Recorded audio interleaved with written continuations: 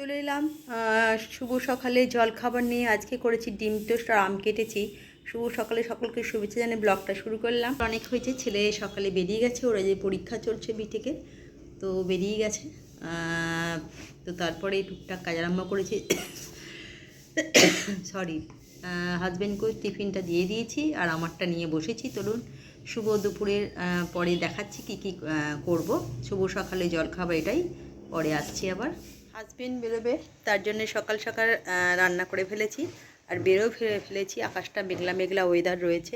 তো চলুন দুপুরের লাঞ্চে যেটা করে ফেলেছি সেটা ঢ্যাঁড়স ঝাল সর্ষে পোস্ত দিয়ে, এখানে আলু পটলের ডালনা, হাঁসের ডিমের কারি আর চাটনি। এই হয়েছে শুভ দুপুরের লাঞ্চে। তো চলুন শুভ দুপুরে অনেক বৃষ্টি আসছে, জামা কাপড়গুলো তুলে আনি, পরে আবার আসছি।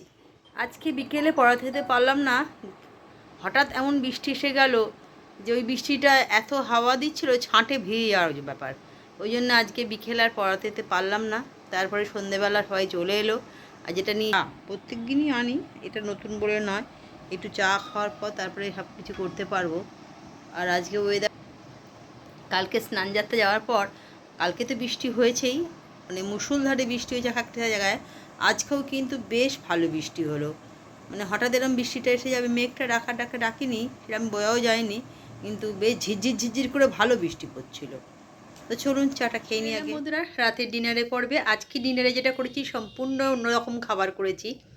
এই ওয়েদারে ভাবলাম রোজ তো মাছ মাংস রোজই করি, তবে আজকে একটু আমার পছন্দের মতন আমি করেছি। ওরাও মানে ছেলে বাবারও কোনো আপত্তি নেই যে চলো যেটা করেছো সেটাই খেয়ে। এটা হচ্ছে একদম গরম গরম ভাত, ঘি নিয়েছি, ডিম ভাজা, আর এখানে মুসুর ডাল আলু দিয়ে করেছি। এটাই হয়েছে আজকে শুভ রাত্রের ডিনার। তো চলুন শুভরাত্রে রইল। কালকে একটা নতুন ব্লগ নিয়ে হাজির হবে, কারণ গরম গরম ভাত ফেলে রাখা যায় না, তাই তাড়াতাড়ি রাতে ডিনারটা করে নেবো। কালকে আবার দেখা হচ্ছে। শুভরাত্রি।